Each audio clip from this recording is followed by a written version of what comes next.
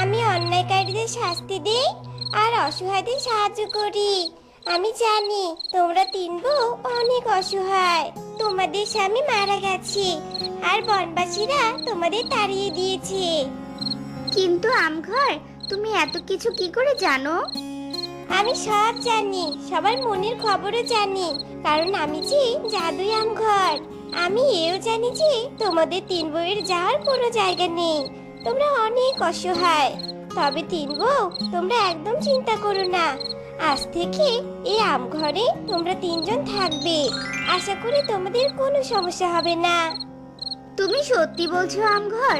তুমি আমাদের তিন বউকে এই ঘরে আশ্রয় দিবে? হ্যাঁ দিব তো, তবে আমার একটা শর্ত আছে। শর্ত? কি শর্ত বলো তো দেখি।